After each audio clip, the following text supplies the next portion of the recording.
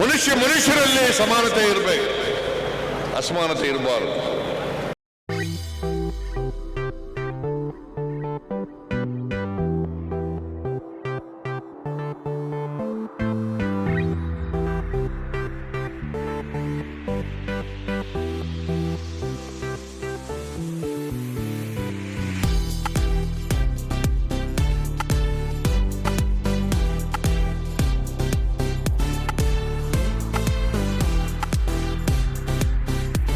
ಕಾಂಗ್ರೆಸ್ ಪಕ್ಷವನ್ನು ನಾವೆಲ್ಲರೂ ಬಹುಮತದಿಂದ ಗೆಲ್ಲಿಸಬೇಕು.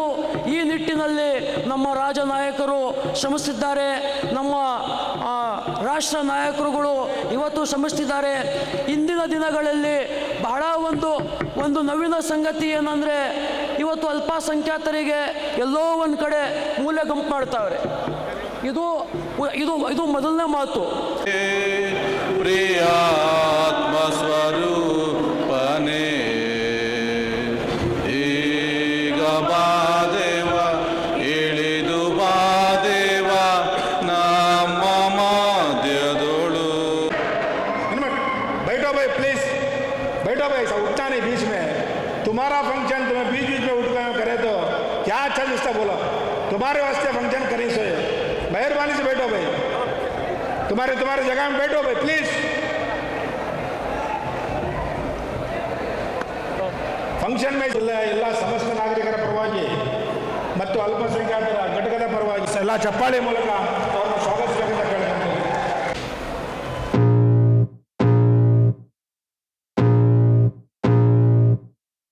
I can feel the blood creeping up from the heathens. Got will, got fight, got pride, got reason. If they wanna go eat, then you know I'm gon' feed them. If you're coming for me, hope you're ready for a demon. I got eyes in the back of my head, I'm seeing. Take me for granted and you know I'm leaving. I'ma take what's mine with the webs I'm weaving. I could take this crowd from seeing to believing. Got a taste for blood and my tongue keeps bleeding from stage ಮೇಲೆ ಇರೋರ್ಕಿಂತ ಮುಖ್ಯವಾಗಿ ನೀವುಗಳು ಬಂದು ಈ ಸಮಾರಂಭ ಯಶಸ್ಸು ಮಾಡಬೇಕು ಅಂತ ಹೇಳಿ ಕೆಳಗಡೆ ಯಾರು ಕೂತಿದ್ದೀರಿ, ನಿಮ್ಮೆಲ್ಲರೂ ಕೂಡ ನನ್ನ ಸಾಕ್ಷಾತ್ ನಮಸ್ಕಾರಗಳನ್ನು ಅರ್ಪಿಸಲಿಕ್ಕೆ ನಾನು ಬಯಸ್ತಾ ಇದ್ದೀನಿ.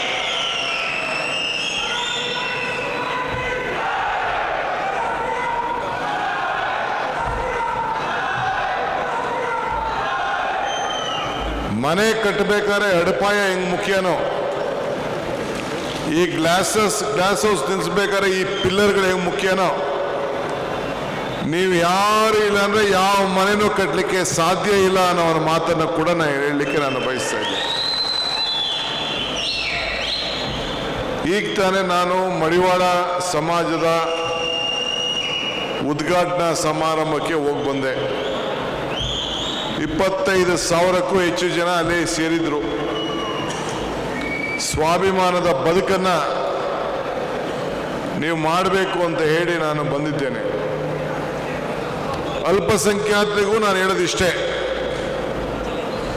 ಈ ದೇಶದಲ್ಲಿ ನಿಮ್ಮ ತ್ಯಾಗ ಬಲಿದಾನ, ನಿಮ್ಮ ಶಕ್ತಿ, ನಿಮ್ಮ ಕಸುಬು, ನಿಮ್ಮ ವೃತ್ತಿ ಯಾರು ಕೂಡ ಅಲಗಡಲಿಕ್ಕೆ ಸಾಧ್ಯ ಇಲ್ಲ. ಏನೋ 7-8 ವರ್ಷದಿಂದ ನಿಮಗೆ ಸ್ವಲ್ಪ ಇರ್ಸು ಮುರ್ಸು ಆಗ್ತಾ ಇರ್ಬೋದು, ಆದರೆ ನೀವು ಎದುರ್ಕೊಳ್ಳುವಂಥ ಅವಶ್ಯಕತೆ ಇಲ್ಲ. ಈ ದೇಶ ಆಳಿದ್ದೀರಿ, ಈ ದೇಶಕ್ಕೆ ಸ್ವಾತಂತ್ರ್ಯ ತಂದುಕೊಟ್ಟಿದ್ದೀರಿ, ಈ ದೇಶಕ್ಕೆ ಬಲಿದಾನ ಮಾಡಿದ್ದೀರಿ, ಈ ದೇಶದಲ್ಲಿ ಅನೇಕ ಹುದ್ದೆಗಳಲ್ಲಿ ನಾಯಕತ್ವವನ್ನು ಪಡೆದಿದ್ದೀರಿ. ಎಲ್ಲ ವರ್ಗದ ಸಮಾಜತೆ ಸೋದರ ಭಾವತ್ವವನ್ನು ಹೊಂದಿಕೊಂಡು ಜೀವನವನ್ನು ಮಾಡ್ತಾ ಇದ್ದೀರಿ. ನಾನು ಇಲ್ಲಿ ಕಾಂಗ್ರೆಸ್ ಪಕ್ಷದ ಅಧ್ಯಕ್ಷನಾಗಿ ಏನಿಲ್ಲಿ ಬಂದಿದ್ದೇನೆ, ಈ ರಾಷ್ಟ್ರದ ಧ್ವಜ ನೀವೆಲ್ಲ ಸೇರಿ ನಮಗೆ ಕೊಡಿಸಿದ್ದೀರಿ. ರಾಷ್ಟ್ರಗೀತೆ ನಮಗೆ ಕೊಡಿಸಿದ್ದೀರಿ, ಸಂವಿಧಾನ ನೀವು ಕೊಡಿಸಿದ್ದೀರಿ. ಈ ದೇಶದಲ್ಲಿ ಶಾಂತಿಯ ನೆಲೆ, ಈ ದೇಶದ ಐಕ್ಯತೆ, ಸಮಗ್ರತೆ, ಶಾಂತಿಯಿಂದ ಬದುಕಲು ತಾವೆಲ್ಲ ಸೇರಿ ಅನೇಕ ನಾಯಕರುಗಳು ಮಾರ್ಗದರ್ಶನವನ್ನು ಹಾಕಿಕೊಟ್ಟಿದ್ದಾರೆ. ಇವತ್ತು ನಮ್ಮ ಕರ್ನಾಟಕ ರಾಜ್ಯದಲ್ಲಿ ಕಾಂಗ್ರೆಸ್ ಸರ್ಕಾರ ಇಲ್ಲ. ಹಂಗಂತ ನಾವೇನು ಗೆಲ್ಲೋದಿಲ್ಲ ಅಂತ ನೀವು ತಿಳ್ಕೊಳಕ್ ಹೋಗಬೇಡಿ. ಕೆಲವುಗಳು ತಪ್ಪಾಗಿದೆ. ಹಿಂದೆ ಸಿದ್ದರಾಮಯ್ಯವರ ಸರ್ಕಾರದಲ್ಲಿ ಒಳ್ಳೆ ಕೆಲಸ ಮಾಡಿದ್ದು, ಆದರೆ ಜನ ಕೆಲವು ಕಾರಣದಿಂದ ನಮ್ಮನ್ನು ತಿರಸ್ಕರಿಸಿರ್ಬೋದು. ನಾನು ಕೋವಿಡ್ ಸಂದರ್ಭದಲ್ಲಿ ರಾಜ್ಯದ ಅಧ್ಯಕ್ಷನಾಗಿ ಜವಾಬ್ದಾರಿಯನ್ನು ಶ್ರೀಮತಿ ಸೋನಿಯಾ ಗಾಂಧಿಯವರು, ರಾಹುಲ್ ಗಾಂಧಿಯವರು, ಪ್ರಿಯಾಂಕಾ ಗಾಂಧಿಯವರು ನನಗೆ ವಹಿಸಿದ್ರು. ಅದಾದ ಮೇಲೆ ನಾವು ಯಾವಾಗಲೂ ಕೂಡ ನಮ್ಮ ಕಾರ್ಯಕರ್ತರನ್ನ, ಮುಖಂಡಗಳನ್ನ ಯಾರನ್ನೂ ಕೂಡ ಮನೆಯಲ್ಲಿ ಮಲಗಿಸ್ಲಿಲ್ಲ. ನಾವು ಜನರ ಸೇವೆ ಮಾಡಿದ್ದೇವೆ, ಜನರ ಹೃದಯನ ಗೆದ್ದಿದ್ದೇವೆ, ಎಲ್ಲ ವೃತ್ತಿಯನ್ನು ಕಾಪಾಡಿಕೊಂಡಿದ್ದಂಥ ಜನರ ಜೊತೆಯಲ್ಲಿ ಇದ್ದೇವೆ ಅನ್ನೋ ಒಂದು ಮಾತನ್ನು ನಾವು ಹೋರಾಟವನ್ನು ನಾವು ಮಾಡಿಕೊಂಡು ನಾವು ಬಂದಿದ್ದೇವೆ. ಜಬ್ಬಾರ್ ಅವರು ರಾಜ್ಯ ಅಲ್ಪಸಂಖ್ಯಾತರ ವಿಭಾಗದ ಅಧ್ಯಕ್ಷರು. ಅಲ್ಪಸಂಖ್ಯಾತರು ಅಂತಂದ್ರೆ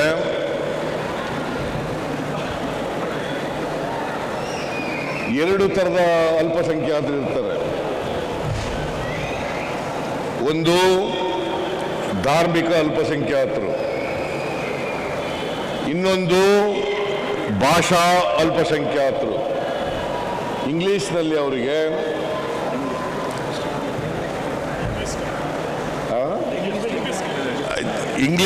ಅವರಿಗೆ ಲಿಂಗ್ವಿಸ್ಟಿಕ್ ಮೈನಾರಿಟೀಸ್ ಅಂತ ಕರಿತೀವಿ. ಭಾಷಾ ಅಲ್ಪಸಂಖ್ಯಾತರಿಗೆ, ಧಾರ್ಮಿಕ ಅಲ್ಪಸಂಖ್ಯಾತರಿಗೆ ರಿಲಿಜಿಯಸ್ ಮೈನಾರಿಟೀಸ್ ಅಂತ ಕರಿತೀವಿ. ಅಲ್ಪಸಂಖ್ಯಾತರಲ್ಲಿ ಹೆಚ್ಚು ಜನಸಂಖ್ಯೆ ಇರ್ತಕ್ಕಂಥವರು ಮುಸ್ಲಿಂ ಜನಾಂಗಕ್ಕೆ ಸೇರಿದವರು. ಅವರು ಕ್ರಿಶ್ಚಿಯನ್ರು ಇರ್ತಾರೆ, ಜೈನರು ಇರ್ತಾರೆ, ಸಿಖ್ರು ಇರ್ತಾರೆ, ಬೌದ್ಧರು ಇರ್ತಾರೆ, ಪಾರ್ಸಿಗಳು ಇರ್ತಾರೆ. ಎಲ್ಲ ಜನಾಂಗದವರು ಕೂಡ ಅಲ್ಪಸಂಖ್ಯಾತರು. ಯಾರ್ಯಾರು ರಿಲಿಜಿಯಸ್ ಅಲ್ಪಸಂಖ್ಯಾತರಿದ್ದಾರೆ ಅವರೆಲ್ಲರೂ ಕೂಡ ಅದರಲ್ಲಿ ಬರ್ತಾರೆ. ಪ್ರಮುಖವಾಗಿ ಮುಸಲ್ಮಾನರು ಹೆಚ್ಚು ಸಂಖ್ಯೆಯಲ್ಲಿರ್ತಕ್ಕಂಥ ಅಲ್ಪಸಂಖ್ಯಾತರು. ಈ ದೇಶದಲ್ಲಿ ಸುಮಾರು 13-14% ಒಟ್ಟು ಜನಸಂಖ್ಯೆಯಲ್ಲಿ ಅಲ್ಪಸಂಖ್ಯಾತರಿದ್ದಾರೆ. ಕೆಲವು ರಾಜ್ಯಗಳಲ್ಲಿ ಹೆಚ್ಚಿರ್ತಾರೆ, ಕೆಲವು ರಾಜ್ಯಗಳಲ್ಲಿ ಕಡಿಮೆ ಇರ್ತಾರೆ. ಯಾರೇ ಯಾವುದೇ ಧರ್ಮಕ್ಕೆ ಸೇರಿರಲಿ, ನಾವೆಲ್ಲರೂ ಕೂಡ ಭಾರತೀಯರು. ಹುಟ್ಟಿರೋದು ನೀವು ಯಾವ ಜಾತಿಯಲ್ಲಿ ಹುಟ್ಟಿದೆಯೋ ಆ ಜಾತಿಯಲ್ಲಿ ಹುಟ್ಟಿದೀಯ ನೀವು. ಅದು ನಾನು ಮನುಷ್ಯನಾಗಿರ್ಬೇಕು. ನಾನು ಮುಸಲ್ಮಾನರನ್ನೂ ಪ್ರೀತಿಸ್ತೇನೆ, ಕ್ರಿಶ್ಚಿಯನ್ನೂ ಪ್ರೀತಿಸ್ತೇನೆ, ಬೌದ್ಧರನ್ನೂ ಪ್ರೀತಿಸ್ತೇನೆ, ಸಿಖ್ರನ್ನೂ ಪ್ರೀತಿಸ್ತೇನೆ, ಜೈನರನ್ನೂ ಪ್ರೀತಿಸ್ತೇನೆ. ಅದಕ್ಕೆ ರಾಷ್ಟ್ರಕವಿ ಕುವೆಂಪು ಅವರು ಹೇಳಿರ್ತಕ್ಕಂಥದ್ದು, ನಮ್ಮ ಸಮಾಜ ಇದೆಯಲ್ಲ ಸರ್ವ ಜನಾಂಗದ ಶಾಂತಿಯ ತೋಟ. ಸರ್ವ ಜನಾಂಗದ ಶಾಂತಿಯ ತೋಟ. ಇದು ಸರ್ವ ಜನಾಂಗದ ಶಾಂತಿಯ ತೋಟ ಆಗಬೇಕು.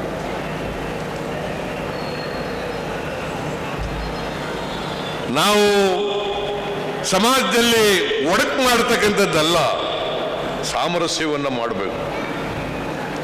ಸಹಬಾಳ್ವೆ ಅಂತ ಅದಕ್ಕೋಸ್ಕರನೇ ಹೇಳಿರ್ತಕ್ಕಂಥದ್ದು. ಸರ್ವ ಜನಾಂಗದ ಶಾಂತಿಯ ತೋಟ, ರಸಿಕರ ಕಣ್ಗಳ ಸೆಳೆಯುವ ನೋಟ. ರಸಿಕರ ಕಣ್ಗಳ ಸೆಳೆಯುವ ನೋಟ. ಇಂದು ಕ್ರೈಸ್ತ, ಮುಸಲ್ಮಾನ್, ಪಾರಸಿಕ, ಜೈನರ ಉದ್ಯಾನ. ಮತ್ತೆ ತಿದ್ದುಪಡಿಯನ್ನು ಮಾಡಿದ್ರು. ನಾನು ಹೇಳಿದೆ ಅಸೆಂಬ್ಲಿನಲ್ಲಿ, ಗೋಹತ್ಯೆ ನಿಷೇಧ ಕಾಯ್ದೆ ಆಗಲೇ ಇದೆ. ನೀವು ಅಲ್ಪಸಂಖ್ಯಾತರನ್ನ, ಮುಸಲ್ಮಾನರನ್ನ ದೃಷ್ಟಿನಲ್ಲಿಟ್ಟುಕೊಂಡು ತಿದ್ದುಪಡಿ ಮಾಡಕ್ಕೆ ಹೋಗ್ಬೇಡಿ. ಗೋಮಾಂಸ ತಿನ್ನೋರು ಬರೀ ಒಂದು ಧರ್ಮದವರಲ್ಲ, ಹಿಂದೂ ಧರ್ಮದವರು ಕೂಡ ಗೋಮಾಂಸ ತಿಂತಾರೆ, ಕ್ರಿಶ್ಚಿಯನ್ ಧರ್ಮದಲ್ಲೂ ಕೂಡ ಗೋಮಾಂಸ ತಿಂತಾರೆ. ನಾನು ಹೇಳಿದೆ ಒಂದ್ಸಾರಿ ಅಸೆಂಬ್ಲಿನಲ್ಲಿ, ನೀವು ಯಾರು ಈ ಗೋಮಾಂಸ ತಿನ್ನಬೇಡಿ ಅಂತ ಹೇಳಕ್ಕೆ? ನಾನು ಹಿಂದೂ, ನಾನು ತಿಂದಿಲ್ಲ ಇವತ್ತವರೆಗೆ ಗೋಮಾಂಸನ. ತಿನ್ಬೇಕು ಅಂದ್ರೆ ತಿಂತೀನಿ, ನೀ ಯಾವನ್ ಕೇಳಕ್ಕೆ ಅಂತ ಹೇಳಿದೆ ನಾನು. ನಾನು ಹಿಂದೂ, ತಿನ್ಬೇಕು ಅಂದ್ರೆ ತಿಂತೀನಿ. It's A food habit, it is my right.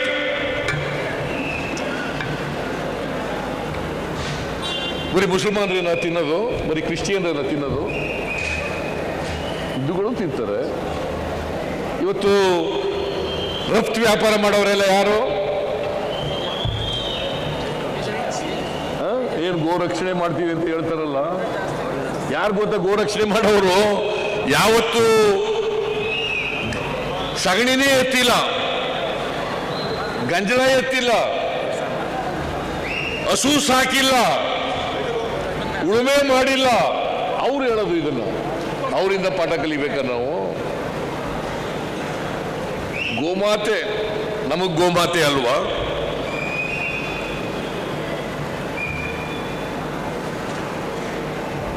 ಆಮೇಲೆ ಮತಾಂತರ ನಿಷೇಧ ಕಾಯ್ದೆ ತಗೊಬರೋದು ಕಾನೂನಲ್ಲಿ ಈಗಲೇ ಇದೆ. ನೀವು ಕಾನೂನಲ್ಲಿ ಅಂಬೇಡ್ಕರ್ ಅವರು ಒಂದ್ಸಾರಿ ಹೇಳಿದ್ರು, ಮತಾಂತರ ಇರಬೇಕು ಅಂತ ಹೇಳಿದ್ರು ಅಂಬೇಡ್ಕರ್ ಅವರು ಒಂದ್ಸಾರಿ. ಅಂಬೇಡ್ಕರ್ ಅವರು ಬೌದ್ಧ ಮತಕ್ಕೆ ಮತಾಂತರ ಆಗ್ಲಿಲ್ವಾ? ಯಾಕಾದ್ರು ಅಂಬೇಡ್ಕರ್ ಅವರು? ಹಿಂದೂ ಸಮಾಜದಲ್ಲಿ ಅಸಮಾನತೆ ಇದೆ, ಅಸ್ಪೃಶ್ಯತೆ ಇದೆ, ನಮ್ಮನ್ನೆಲ್ಲ ಅಗೌರವದಿಂದ ಕಾಣ್ತಾರೆ. ಅದಕ್ಕೋಸ್ಕರವಾಗಿ ನಾನು ಹುಟ್ಟುವಾಗ ಹಿಂದುವಾಗಿ ಹುಟ್ಟಿದ್ದೇನೆ, ಆದರೆ ಸಾಯುವಾಗ ಹಿಂದುವಾಗಿ ಸಾಯಲಾರೆ ಅಂತೇಳಿ ಹೇಳಿ ಬೌದ್ಧ ಧರ್ಮಕ್ಕೆ ಮತಾಂತರ ಆದ. ಮನುಷ್ಯರಲ್ಲಿ ಸಮಾನತೆ ಇರಬೇಕು, ಅಸಮಾನತೆ ಇರಬಾರದು. ಒಬ್ಬರಿಗೆ ಜಾಸ್ತಿ ಗೌರವ, ಇನ್ನೊಬ್ಬರಿಗೆ ಗೌರವನೇ ಇಲ್ಲ, ಆ ಥರದ್ದು ಇರಬಾರದು. ಎಲ್ರಿಗೂ ಸಮಾನವಾದಂಥ ಗೌರವ ಇರಬೇಕು. ನಾನು ಇವತ್ತು 2 ಮಸೂದೆಗಳು ಅಸೆಂಬ್ಲಿನಲ್ಲಿ ಬಂದವು. ಇವತ್ತು ಬಹಳ ಹೇಳ್ಕೊತಾ ಇದಾರಲ್ಲ JDSನವರು, ನಾವು ಜಾತ್ಯತೀತರು ಅಂತ ಹೇಳ್ಕೊತಾರಲ್ಲ. ಇದೇ ಪಕ್ಷದವರು 2 ಮಸೂದೆಗಳು ಚರ್ಚೆಗೆ ಬಂದಾಗ ವಾಕೌಟ್ ಮಾಡಿ ಹೊರಟೋದು, ವಿರೋಧ ಮಾಡಲಿಲ್ಲ. ನೀವು ಇದನ್ನು ತಿಳ್ಕೋಬೇಕು, ವಿರೋಧ ಮಾಡಲಿಲ್ಲ. ಯಾರು ಮಾಡಲಿಲ್ಲ ಹೇಳ್ರಿ? JDSನವರು ಮಾಡಿದ್ರ? ಈಗ ಏನು ಮಾಡಲಿಲ್ಲ ಅಂದ್ರೆ ಅಸೆಂಬ್ಲಿ ವೋಟ್ ಹಾಕಿದ್ರಲ್ಲ ಅವ್ರಿಗೆ. ಯಾರಿಗೆ? ಅವ್ರ ಪರವಾಗಿ ಬಿಲ್, ಹೌದು, ಬಿಲ್ ಪಾಸ್ ಮಾಡಕ್ಕೆ ವೋಟ್ ಹಾಕಿದ್ರು. ಅವ್ರು ಯಾವ ಜಾತ್ಯತೀತರಪ್ಪ? ಅವ್ರ ಜೊತೆ ಸಂಘ ಪರಿವಾರದವ್ರ ಜೊತೆ ಸೇರ್ಕೊಂಡು ಸರ್ಕಾರ ಮಾಡಿದವ್ರು ಯಾವ ಜಾತಿ ಇತ್ತರಪ್ಪ? ಈಗ ಜಾತ್ಯತೀತ ನಾನು, ಜಾತ್ಯತೀತ ನಾನು.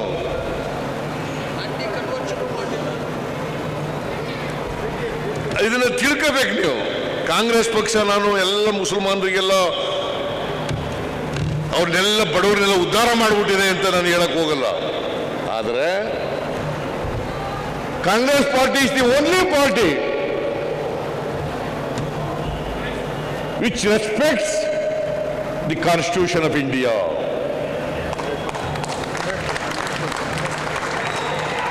Which respects Constitution of India. ಮತ್ತೆ ನಾವೆಲ್ಲ ಯಾರ ಜೊತೆ ಇರಬೇಕು? ಕಾಂಗ್ರೆಸ್. ಅದಕ್ಕೆ ಹುಷಾರಾಗಿರ್ಬೇಕಲ್ವಾ? ಹುಷಾರಾಗಿರ್ಬೇಕಲ್ವಾ? ನಾನು ಹೇಳಿದೆ, ಈಗ ಇವ್ರು ಹೇಳ್ತಾ ಇದ್ರು, ಹ್ಯಾರಿಸ್ ಹೇಳ್ತಾ ಇದ್ರು, ನಾನು ಮುಖ್ಯಮಂತ್ರಿ ಆಗಿದ್ದೆ, 400 ಕೋಟಿ ಇದ್ದದನ್ನ 3150 ಕೋಟಿ ಅನುದಾನ ಕೊಟ್ಟಿದ್ದೆ ನಿಮಗೆ. ಈಗ ಎಷ್ಟು ಕೊಡ್ತಾ ಇದ್ದಾರೆ? ಈಗ ಎಷ್ಟು ಕೊಡ್ತಾ ಇದ್ದಾರೆ? ಇಲ್ಲ, 1200 ಕೋಟಿ ಕೊಟ್ಟಿದ್ದಾರೆ. ನಿಂತೋಗಿತ್ತು, ಎಲ್ಲ ಯೋಜನೆಗಳೆಲ್ಲ ನಿಲ್ಲಿಸ್ಬಿಟ್ರು. ನೀವು ಸ್ಕಾಲರ್ಶಿಪ್ ಕೊಡೋದು ನಿಲ್ಲಿಸ್ಬಿಟ್ರು, ನಿಮ್ಮ ಮಕ್ಕಳಿಗೆ ಶಾದಿ ಭಾಗ್ಯ ನಿಲ್ಲಿಸ್ಬಿಟ್ರು. ಇದೇ ಶಾದಿ ಭಾಗ್ಯ ಮಾಡಿದಾಗ ಯಡಿಯೂರಪ್ಪ ಶೋಭಾ ಕರಂದ್ಲಾಜೆ ಇವರು ಮೌರ್ಯ ಹೋಟ್ಲ್ ಹತ್ರ ಧರಣ ಮಾಡಿದ್ರು. ನಾಳೆ ಹೇಳಿದೆ ಅಲ್ಪಸಂಖ್ಯಾತರು ಕೊಟ್ಟಿರ್ತಕ್ಕಂಥ ಹಣದಲ್ಲಿ ಮಾಡ್ತಾ ಇದ್ದೀವಿ ನಾವು. ಈ ದೇಶದ ಸಂಪತ್ತಿನಲ್ಲಿ ಅವ್ರಿಗೂ ಪಾಲಿರ್ಬೇಕಲ್ಲ, ಅಧಿಕಾರದಲ್ಲಿ ಪಾಲಿರ್ಬೇಕಲ್ಲ, ಅದಕ್ಕೋಸ್ಕರವಾಗಿ ನಾವು ಅವ್ರಿಗೆ ಕೊಟ್ಟಿದ್ದೇವೆ. ಶಾದಿ ಭಾಗ್ಯ ಕಾರ್ಯಕ್ರಮ ಮುಸಲ್ಮಾನರಿಗೆ ಮಾಡಿಬಿಟ್ರ ಸಿದ್ದರಾಮಯ್ಯ. ಟಿಪ್ಪು ಸುಲ್ತಾನ್ ಜಯಂತಿ ಸಿದ್ದರಾಮಯ್ಯ ಓಟ್ಗೋಸ್ಕರ ಮಾಡಿಬಿಟ್ಟ. ಟಿಪ್ಪು ಸುಲ್ತಾನ್ ಮೂರನೇ ಮೈಸೂರು ಯುದ್ಧದಲ್ಲಿ ಸೋತಾಗ ತನ್ನ ಮಕ್ಕಳನ್ನ ಅಡ ಇಡ್ತಾರೆ. ಯಾತಕ್ಕೋಸ್ಕರ ಇಟ್ಟರು? ತಮ್ಮ ಸ್ವಾರ್ಥಕ್ಕೋಸ್ಕರ. ಮೈಸೂರು ಪ್ರಾಂತ್ಯವನ್ನು ರಕ್ಷಣೆ ಮಾಡಲಿಕ್ಕೋಸ್ಕರವಾಗಿ ಅಡ ಇಟ್ಟರು ಅಂತಕ್ಕಂಥದ್ದನ್ನ ಮರಿಬಾರದು. ಟಿಪ್ಪು ಸುಲ್ತಾನ್ ಮತಾಂಧ ಅಲ್ಲ. ಮತಾಂಧ ಆಗಿದ್ರೆ ನಮ್ಮ ಎಲ್ಲ ಹಿಂದೂ ದೇವಾಲಯಗಳೆಲ್ಲ ಉಳ್ಕೊಳ್ಳೋಕೆ ಸಾಧ್ಯ ಆಯ್ತಿತ್ತ?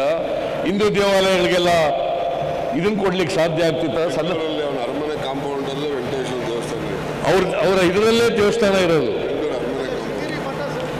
ಶೃಂಗೇರಿ ಮಠ ಪೇಶಗಳು ಬಂದಾಗ ಶೃಂಗೇರಿ ಮಠಕ್ಕೆ ಮರಾಠರು ಇದು ಮಾಡಿದಾಗ ಪೇಶಗಳು ಅದಕ್ಕೆ ರಕ್ಷಣೆ ಕೊಟ್ಟವರು, ಅದನ್ನ ಜೀರ್ಣೋದ್ಧಾರ ಮಾಡಲಿಕ್ಕೆ ಸಹಾಯ ಮಾಡಿದವರು ಟಿಪ್ಪು ಸುಲ್ತಾನ್.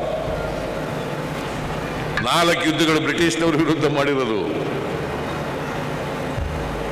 2 ಯುದ್ಧಗಳಲ್ಲಿ ಗೆಲ್ತಾರೆ, 3ನೇ ಯುದ್ಧದಲ್ಲಿ ಸೋಲ್ತಾರೆ, 4ನೇ ಯುದ್ಧದಲ್ಲಿ ನಮ್ಮವರೇ ಗೊತ್ತಾಯ್ತಲ್ಲ. ಮೀರ್ ಸಾದಿಕ್ ಇದಾರಲ್ಲ, ಮೀರ್ ಸಾದಿಕ್ ಗೊತ್ತಾ ಏನ್ ಮಾಡ್ದವ? ಬ್ರಿಟಿಷ್ನವ್ರ ಜೊತೆ ಸೇರ್ಕೊಂಡು ಟಿಪ್ಪು ಸುಲ್ತಾನ್ ಅವ್ರಿಗೆ ಸಹಾಯ ಮಾಡಿ, ಬ್ರಿಟಿಷ್ನವ್ರಿಗೆ ಸಹಾಯ ಮಾಡಿ ಟಿಪ್ಪು ಸೋಲಾಗ ಮಾಡ್ದ. ಟಿಪ್ಪು ಒಬ್ಬ ಮಹಾನ್ ದೇಶಭಕ್ತ ಅಂತಕ್ಕಂಥದ್ದನ್ನ ಮರೀಲಿಕ್ಕೆ ಸಾಧ್ಯ ಇಲ್ಲ. ಇದನ್ನ ಮಾಡಿದಾಗ ನನ್ನ ಮೇಲೆ ಏನು ವಿರೋಧ ಮಾಡದ್ದೇ ಮಾಡುದು, ನನ್ನ ಮೇಲೆ ವಿರೋಧ ಮಾಡದ್ದೇ ಮಾಡುದು. ಎಂಜಿನ್ಗಳಿಗೆ ಪಚ್ಚೆ ಕೊಟ್ಟಿದ್ದಾನಲ್ಲ, ಪೂಜೆ ಮಾಡೋದು. ಹೌದೌದು, ನಂಜನಗೂಡು ಅದನ್ನೇ ಪೂಜೆ ಮಾಡೋದು, ಅದೇ ಪೂಜೆ ಮಾಡೋದು ಈಗಲೂ. ನೋಡಿ ಹಿಂಗೆ ಟಿಪ್ಪುನ ಬಗ್ಗೆ, ಸಿದ್ದರಾಮಯ್ಯನ ಬಗ್ಗೆ ಏನ್ ಗದಾಪ್ರಹಾರ ಮಾಡದ್ದೇ ಮಾಡದ್ದು. ಈ ಎಲ್ಲ ಹುನ್ನಾರಗಳನ್ನು ನೀವು ಅರ್ಥ ಮಾಡ್ಕೋಬೇಕಾಗ್ತದೆ. ಇವತ್ತು ಭಾರತೀಯ ಜನತಾ ಪಕ್ಷ ಸರ್ಕಾರ ಇದೆ, ಏನೆಲ್ಲ ಮಾಡ್ತಾರೆ? ಹಿಜಾಬ್ ವಿಷಯ ಬೇಕಾಗಿತ್ತ? ಎಷ್ಟು ವರ್ಷದಿಂದ ಇದೆ? ಹಲಾಲ್ ಬೇಕಾಗಿತ್ತ? ಆಜಾನ್ ಮಾಡುವಾಗ ಮೈಕ್ ಉಪಯೋಗಿಸಬಾರ್ದು ಅನ್ನೋದು ಈಗಿನಿಂದ ಇದೆಯಾ? ಮೈಕ್ ಉಪಯೋಗಿಸೋದು ಎಷ್ಟು ವರ್ಷಗಳಿಂದ ಇದೆ? ಜಾತ್ರೆಗಳಲ್ಲಿ ವ್ಯಾಪಾರ ಮಾಡೋದು ಇವತ್ತಿನಿಂದ ಇದೆಯಾ? ಹಬ್ಬಗಳಲ್ಲಿ, ಜಾತ್ರೆಗಳಲ್ಲಿ ಇವತ್ತಿನಿಂದ ಇದೆಯಾ?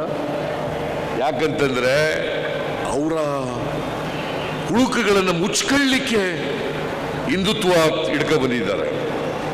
ಜನರನ್ನ ಧಾರ್ಮಿಕವಾಗಿ ಕೆರಳಿಸಿ, ನಿಮ್ಮ ಮೇಲೆ ದ್ವೇಷ ಉಂಟು ಮಾಡಿ ಸಮಾಜವನ್ನು ಒಡೆಯತಕ್ಕಂಥ ಕೆಲಸ ಮಾಡ್ತಾ ಇರ್ತಕ್ಕಂಥವರು ಸಂಘ ಪರಿವಾರದವರು, ಬಜರಂಗ ದಳದವರು, ಬಿಜೆಪಿಯವರು, RSSನವರು, ಶ್ರೀರಾಮ್ ಸೇನೆಯವರು, ಹಿಂದೂ ಮಹಾಸಭಾದವರು.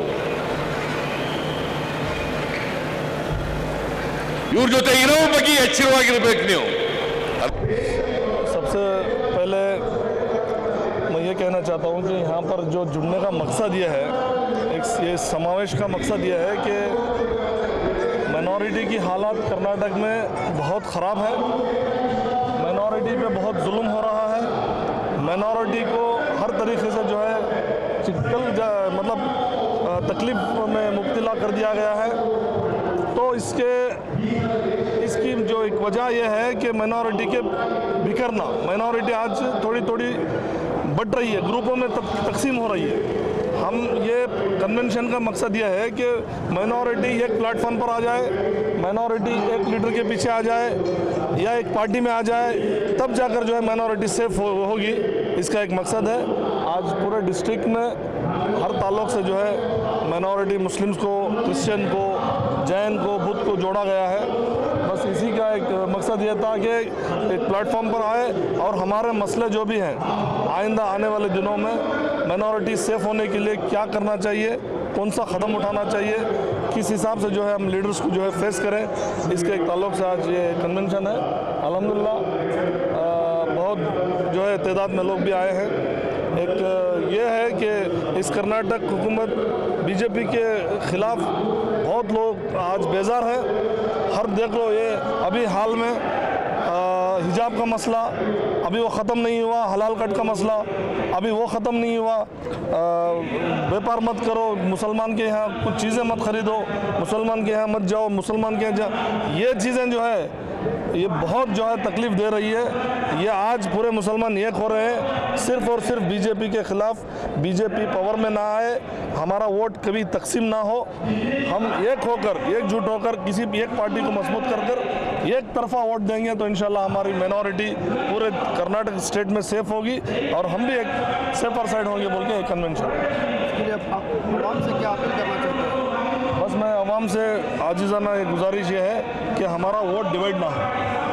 हाल ही में आपने यूपी का नज़ारा देखा, 2000 से मतलब 300, 400, 500 से कई सीट हमारी चले गई। अगर वो सीट बच जाती तो एक सेक्युलर पार्टी की सरकार होती, एक एसपी की सरकार होती जिसमें हमारी सेफ्टी भी थी। हम मतलब ये चीज़ यहाँ कर्नाटक में ना हो। ये MIM भी आने वाली है और दूसरे पार्टियां भी आने वाले हैं। उनका मकसद ये होता है कि डिवाइड करो। अब जब डिवाइड होता है वोट तो तीसरे को फ़ायदा होता है। यह चीज़ खासकर कर्नाटक में ना हो। मेरी जो है पर्सनल गुजारिश ये है आवाम से कि सोच समझकर आने वाले चुनाव में सोच समझकर एक तरफा होकर वोट दे। हमारा वोट को कीमती समझकर हम ये करें। देखिए, अब देश भर में जो हालात है और कर्नाटका स्टेट में खासकर जिस तरह से पिछले 2-3-4 महीने से जो हादसे हो रहे हैं, जो आबो हवा हुई, जो सियासी हवा हुई, तो उसमें हम लोगों को लगा कि हर डिस्ट्रिक्ट में जाके माइनॉरिटीज़ को बात करते हैं, अपनी बात रखते हैं और उसके साथ साथ में उनको हिम्मत देने का काम करेंगे करके बोल के हम लोग ये माइनॉरिटी कन्वेंशन कर रहे हैं। ये पहला कन्वेंशन है। ये पूरे 30 डिस्ट्रिक्ट में इस तरह के कन्वेंशन हम लोग करेंगे जिसमें सारे माइनॉरिटीज़ को, मुस्लिम, क्रिश्चियन, अगर सिख और जैन समाज के भी लोग हैं तो उनको भी लेके भाई हमारा रोल क्या है, हमारा कार्यक्रम क्या है, हमारे पॉलिसीज़, प्रोग्राम्स क्या है, अलग अलग इश्यूज़ पे हमारा पॉलिटिकल पोजीशनिंग क्या है, देश भर में क्यों बीजेपी इस तरह की हरकत कर रही है और कांग्रेस उदयपुर, चिंतन शिविर में क्या रेजोल्यूशन पास की है, किस तरह से माइनॉरिटीज़ को प्रोटेक्ट करना चाहती है, किस तरह से पास्ट में भी माइनॉरिटीज़ के साथ खड़ी हुई है और छोटी मोटी ऊंच नीच हो सकती है, इधर उधर एक बात इधर एक बात उधर हो सकती है, लेकिन पूरे तरीके से अगर हिंदुस्तान में अगर कोई पार्टी बीजेपी को अगर हराने की ताकत रखती है तो सिर्फ कांग्रेस रख सकती है। रीजनल पार्टीज अलग अलग स्टेट में अलग अलग कुछ कुछ सूबाओं में जो है उनको फाइट दे सकते हैं, लेकिन पूरे हिंदुस्तान में सिर्फ एक पार्टी वो उनको फाइट दे सकती है, उनको हरा सकती है, वो इंडियन नेशनल कांग्रेस। अपील भी करेंगे लोगों को कि जिस तरह से आप पास्ट में हमारे साथ में खड़े हुए थे उसी तरह से जो है हमारे साथ में आने वाले दिनों में भी खड़े। और हम याद भी दिलाएंगे कर्नाटका में पिछले 5 साल की जब सरकार थी, सिद्धरामैया साहब की सरकार, एक भी हम लोग जो है हादसा होने दिए नहीं और एक भी माइनॉरिटीज़ के साथ नाइंसाफ़ी होने नहीं दिए हम लोग। अब ये 5 साल में किस तरह से हो रहे हैं, क्या इश्यूज हो रहे हैं, क्यों किया जा रहा है, ये सब हम लोग समझाने, उनसे मिलने, अपनी बात रखने के लिए ये कन्वेंशन किए। देखिए, टुमकुर में आज हम अखिलती डिपार्टमेंट का जो कन्वेंशन कर रहे हैं, इसका मकसद साफ और साफ ये है कि हमने बिहार देखा है, यूपी देखा है, वहाँ पर जो सेकुलर वोट्स की फूट की वजह से दुश्मन ताकतें अधिकार में आ रही हैं। तो ये सोचकर कर्नाटक में भी यही रिजल्ट्स फिर रिपीट ना हो, ये सोच लेकर कर्नाटक प्रदेश की कमेटी की जानिब से और अक़लियती सेल के प्रेसिडेंट जब्बार साहब और तमाम MLCs, MLAs, MPs की अक़लियती MPs की जानिब से ये कन्वेंशन मुनक़्क़द किया गया है। इसका मकसद ये है कि अक़लियती कौम के अंदर एक इत्तेहाद आए दिन आप देख रहे हैं टीवी में और दूसरी पेपर्स में सब, अखबारात में सब, कि हमारे ऊपर क्या हालात गुजर रहे हैं। हमारे खाने पर भी पाबंदियां लगाई जा रही हैं, हमारे पहनने पर भी पाबंदियां लगाई जा रही हैं। उसके साथ हमारी इबादत गाहों में जो अज़ां होती है उस पर भी पाबंदियां लगाई आखिर कब तक ये चलेगा? ये जब तक हमारे अंदर इत्तेहाद आकर हम कौम परस्त जो हम पर जो दुश्मन ताकतें गालिब आ रही हैं उनको जब तक हम शिकस्त नहीं देंगे तब तक जीने का हक हिंदुस्तान में किसी को भी नहीं मिलेगा। मैं इस मौके पर एक बात को याद दिलाना चाहता हूँ कि हमारी भी यहाँ पर 20% आबादी है। 20% आबादी को छोड़कर कोई भी देश की तरक्की नहीं हो सकती। इसके लिए 2-4% सिर्फ लोग ये कौम का जो एकजुटता है उसको तोड़ना चाह रहे हैं, उसको हम मिलाएंगे। दूसरे हिंदू, मुस्लिम, सिख, क्रिश्चियन, ईसाई सबको लेकर हम एक शांत देश बनाएंगे। ये मकसद को हम लेकर काम कर रहे हैं। नहीं, कुछ नहीं, सबको मिलाना है, इस मुल्क को बचाना है।